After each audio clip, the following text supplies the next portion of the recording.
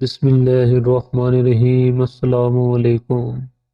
کبوتر ایک ایسا خوبصورت اور دلکش پرندہ ہے جو ہر کسی کو اچھا لگتا ہے، اور یہی وجہ ہے کہ یہ پرندہ اکثر گھروں میں پالا جاتا ہے، اور گھروں کے علاوہ اکثر مزاروں پر بھی یہ پرندہ موجود ہوتا ہے۔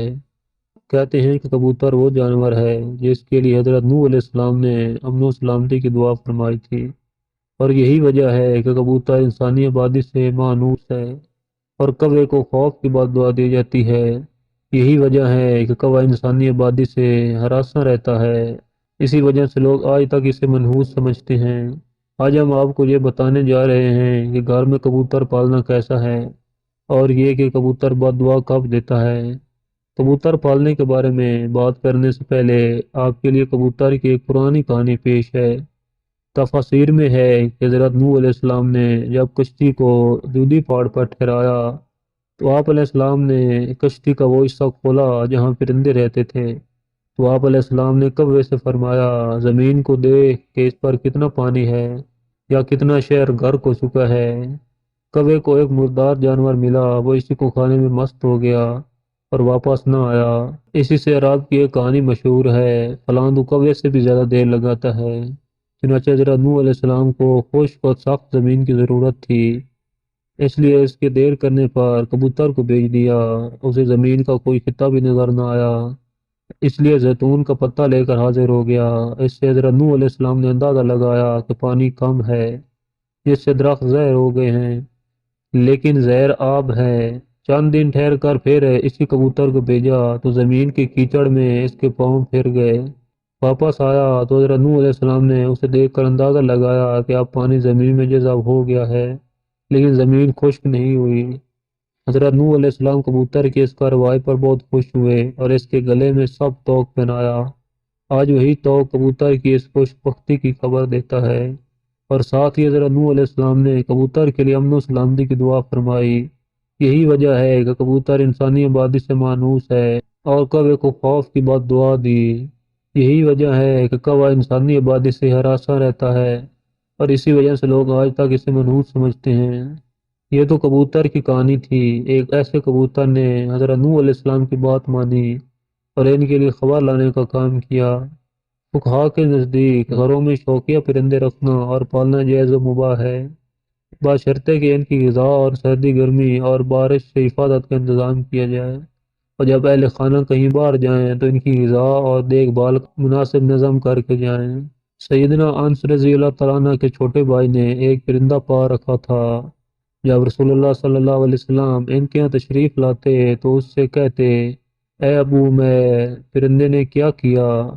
یہ حدیث اس بات کی دلیل ہے کہ آپ صلی اللہ علیہ وسلم پرندے رکھنے سے منع نہیں فرمایا۔ اگر گھر میں پرندہ پالنا منع ہوتا تو آپ صلی اللہ علیہ وسلم ضرور انس رضی اللہ تعالیٰ عنہ کے بھائی کو اس بات سے منع فرماتے۔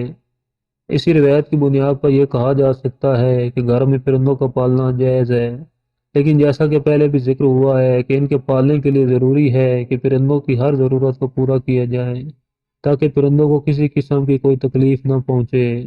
چنانچہ کبوتر بھی ایک پرندہ ہی ہے، اس لیے کبوتر کا گھر میں پالنا درست ہے۔ یاد رہے کہ پرندوں کو ستانے کے بارے میں ممانعت ہے، جیسا کہ ابو داؤد میں حضرت عبداللہ بن مسعود رضی اللہ تعالیٰ عنہ کی روایت کردہ ایک حدیث میں کبوتر کا ذکر ہے، جس میں کبوتر اللہ کے رسول صلی اللہ علیہ وسلم کے سر مبارک پر منڈلا رہا تھا اور اپنی زبان میں شکایت کر رہا تھا کہ کسی نے اس کے گھونسلے سے انڈے اٹھا لیے ہیں۔ حضور صلی اللہ علیہ وسلم نے صحابہ میں اعلان کیا، اور ایک صحابی رضی اللہ تعالیٰ عنہ نے انڈے اٹھانا قبول کیا تو انہیں حکم دیا گیا کہ وہ گھونسلے میں انڈے واپس رکھ دیں۔ تو اس روایت سے معلوم ہوا کہ پرندوں کو ستانا ناجائز ہے، اور پرندوں کو ستانے سے اس لیے روکا گیا ہے کہ پرندوں کی بد دعا لگنے کا احتمال ہے، اور چونکہ کبوتر بھی ان پرندوں میں شامل ہے جو کہ انبیاء کا پسندیدہ رہا ہے، اس لیے اگر کبوتر کو ستایا جائے گا تو کبوتر بھی بد دعا دے سکتا ہے، لہذا کبوتر کو ستانے سے اجتناب کرنا چاہیے۔ کبوتر کے حوالے سے آپ کو بتاتے ہیں کہ اسلامی تعلیمات اس کے بارے میں کیا کہتی ہیں۔ احادیث میں ہے کہ گھریلو کبوتر خدا کو بہت یاد کرتے ہیں، اہل بیت کو دوست رکھتے ہیں، اور صاحب خانہ کو دعا دیتے ہیں کہ اللہ تمہیں برکت دے۔ کسی شخص نے رسول اللہ صلی اللہ علیہ وسلم سے تنہائی کی شکایت کی تو حضرت صلی اللہ علیہ وسلم نے فرمایا کہ ایک جوڑا کبوتر کا پال لے۔ جعفر رحمۃ اللہ علیہ فرماتے ہیں کہ کبوتر پیغمبروں کے پرندوں میں سے ہے۔ کبوتر گھر میں رکھو کیونکہ حضرت نوح علیہ السلام نے اس کو پسند کیا ہے، اور دعا دی ہے کہ کسی پرندے پر اتنا پیار نہیں آتا جتنا کبوتر پر آتا ہے۔ آپ نے فرمایا جس گھر میں کبوتر ہوں اس گھر کے رہنے والے جنوں کی آفتوں سے محفوظ رہیں گے، کیونکہ جنوں کے بچے گھروں میں کھیلتے پھرتے ہیں۔ جس گھر میں کبوتر ہوتے ہیں وہ ان سے مشہور رہتے ہیں اور آدمیوں کی طرح متوجہ نہیں ہوتے۔ اسی طرح ایک اور روایت میں آتا ہے کہ کبوتر کا جو پر جھڑتا ہے وہ شیاطین کی نفرت اور بھاگنے کا سبب ہوتا ہے۔